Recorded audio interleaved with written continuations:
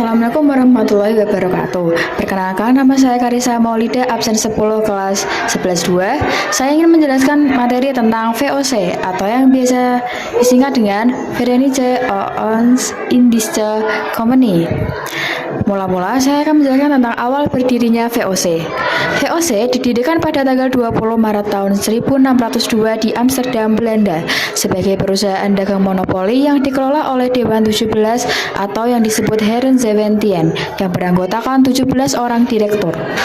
Tujuan pendiriannya adalah untuk menyatukan perusahaan-perusahaan kecil Belanda, menghindari persaingan internal, dan menyaingi Inggris atau EIC serta Portugis. Pada awalnya, VOC hanya mengurusi masalah perdagangan di wilayah Indonesia, tapi lama-kelamaan VOC bertindak seperti sebuah negara.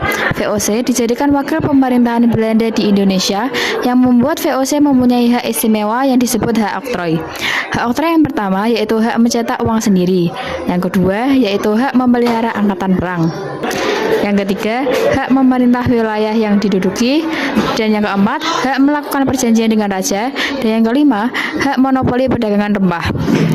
Dengan hak oktroy yang dimiliki VOC, VOC mempunyai peran dalam perusahaan perdagangan, politik, dan militer. Setelah VOC berkembang pesat, keberhasilan Belanda melawan Portugis di Maluku membuat peluang monopoli di Maluku. Untuk merealisasikan hal tersebut, dibuatlah 3 kebijakan, yaitu yang pertama, Hongi Tosten atau pelayaran Hongi, yaitu pelayaran pantai yang dilengkapi angkatan perang untuk mengawasi pedagang Maluku agar tidak menjual rempah ke pedagang lain. Yang kedua, ada kontingentan, yaitu kewajiban membayar pajak berupa bentuk hasil bumi, contohnya padi dan rempah-rempah.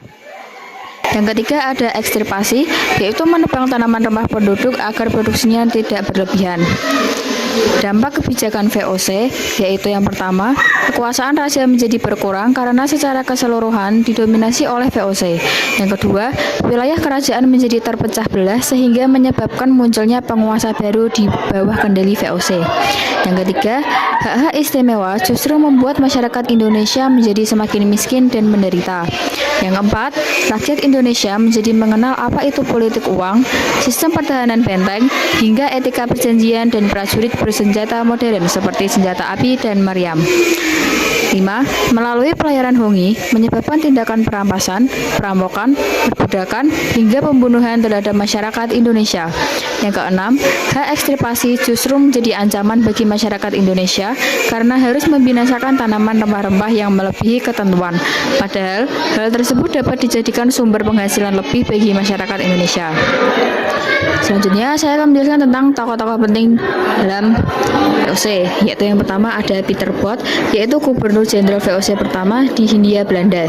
Yang kedua ada Johan van Oldenbarnevelt, yaitu seorang negarawan Belanda sekaligus pendiri dan pemimpin yang berpengaruh dalam VOC. Yang ketiga ada Herman Willem Daendels, yaitu Gubernur Jenderal Hindia Belanda yang membangun infrastruktur termasuk jalan raya dari Anyar sampai Panarukan. Yang keempat ada Thomas Stamford Raffles, yaitu Letnan Gubernur Jawa pada masa Inggris yang mengubah sistem administrasi dan kebijakan kolonial di Jawa. Yang kelima ada J.P. Koon, yaitu Gubernur Jenderal VOC yang mendirikan Batavia sebagai pusat VOC Asia. Beliau juga mengembangkan perdagangan VOC di Indonesia. Selanjutnya, saya akan menjelaskan tentang pembubaran VOC. VOC akhirnya resmi dibubarkan pada tanggal 31 Desember tahun 1799 dengan hutang yang mencapai 136,7 juta gulden. Kekayaan yang ditinggalkan di Indonesia berupa kantor dagang, gudang, benteng, kapal, serta beberapa daerah kekuasaan.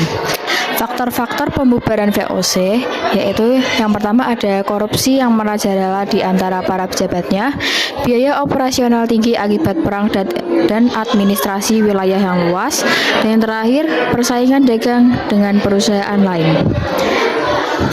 Jadi itulah materi VOC yang dapat saya sampaikan.